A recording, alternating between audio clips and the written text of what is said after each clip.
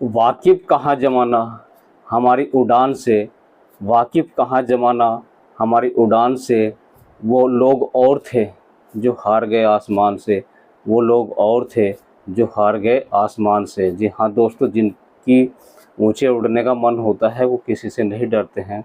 आज बात करते हैं, बचपन में हम एक स्टोरी सुना करते थे, डायलॉग था, स्टोरी का एक फिल्म का डायलॉग था, जॉन बनेगा डॉन। तो दोस्तों, जॉन डॉन तो बन सकता है, लेकिन क्या डॉन एक आईएएस बन सकता है? आज ऐसे ही डॉन की बात करेंगे, लास्ट तक बने रहें। और मैं मोटिवेशनल वीडियो आप लोगों के लिए लाता रहता हूं, तो प्लीज़ आप लोग भी मुझे मोटिवेट करिए, लाइक शेयर सब्सक्राइब करके बेल आइकन ज़रूर प्रेस कर लें, ताकि सही समय पर स्टोरी आपको जैसे ही मैं अपलोड करूं तुरंत मिल जाए और आप मोटिवेट हो। ठीक है ना दोस्तों, आज हम बात करते हैं, ठीक है फ्रेंड्स, एक ऐसे कैंडिडेट की जो भेड़ चराते चराते आईएएस हो गए हैं। नाम है डॉन। जी दोस्तों, जब 2024 का हाल ही का रिजल्ट आईएएस का आउट हुआ, तो दोस्तों डॉन को नहीं पता था कि वो आईएएस हो गए। उनके एक फ्रेंड ने उन्हें फ़ोन करके बताया। उस समय वो अपनी भेड़ बकरियों के बाल काटने में व्यस्त थे, तो उनके फ्रेंड्स ने बताया कि तुम सेलेक्ट हो गए हो, इस बार तुम्हारा सिलेक्शन हो गया है। और डॉन खुश हुआ, है ना। बोगेम्बो खुश नहीं हुआ, डॉन खुश हुआ, क्योंकि डॉन आईएएस बन गया। तो दोस्तों, रेस्पेक्टेड हैं डॉन हमारे, ऐसा नहीं है। तो अब तो वो अधिकारी बन जाएंगे, और इज्जत तो हमको हर इंसान की करनी चाहिए। तो जैसा मैंने बताया दोस्तों, वो भेड़ के बाल काट रहे थे, क्योंकि वो पेशे से उनके परिवार के लोग भेड़ चराने का काम करते हैं। अब उनके परिवार की थोड़ी सी डिस्कस करते हैं दोस्तों। डॉन बिरदेव सिद्धप्पा जो हैं, उन्होंने यूपीएससी 2024 में जो उनकी ऑल इंडिया रैंक है वो 551 हासिल की है। 551वीं रैंक पे वो सेलेक्ट हुए हैं। जॉन बिरदेव जो है, उनकी उपलब्धि इसलिए भी इम्पोर्टेंट है क्योंकि बहुत ही गरीबी में थे।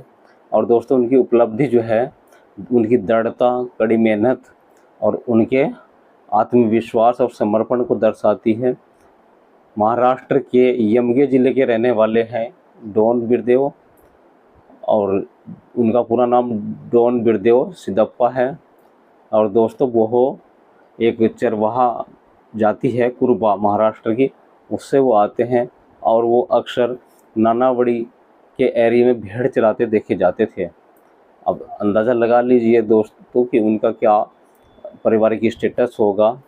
और वो भेड़ चराने के साथ साथ उन्होंने मराठी माध्यम से अपने स्कूली शिक्षा प्राप्त की, और बाद में महाराष्ट्र के उमगे गांव से ही उन्होंने बीटेक की डिग्री हासिल की।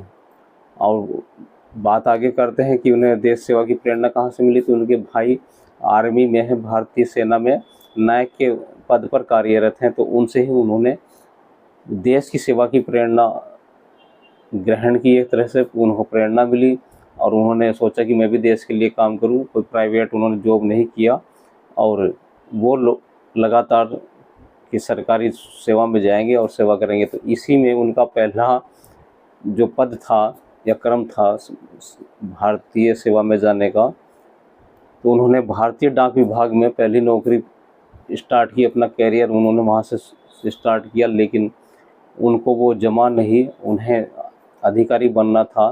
तो उन्होंने वो जो भारतीय डाक विभाग में नौकरी की थी वो उन्होंने छोड़ दी, और दोस्तों फुल टाइम तैयारी में वो जुट गए। जैसा बार बार मैं बोल रहा हूँ कि उनके पास साधनों का बहुत ही अभाव था। वो अपनी झोपड़ी में ही रहकर आईएएस की तैयारी करने लगे, यानी यूपीपीएससी सिविल सेवा की परीक्षा की वो तैयारी करते रहे।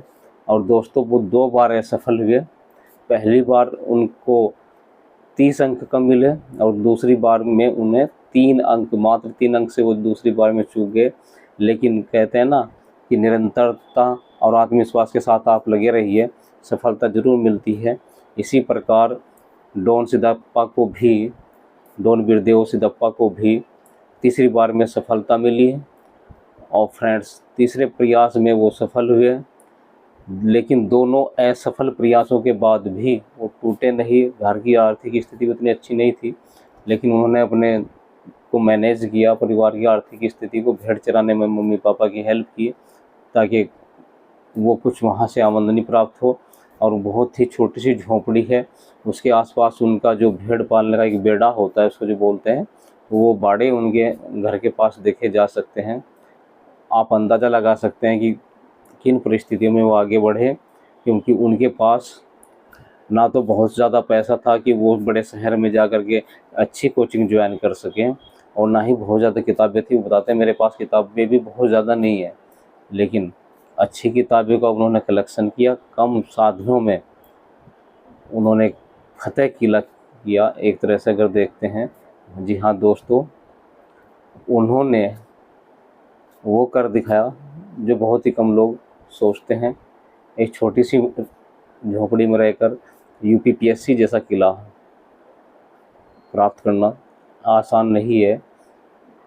और फ्रेंड्स, आखिर में हम तो यही बात कहेंगे कि जो तूफ़ानों में पलते जा रहे हैं वो दुनिया बदलते जा रहे हैं।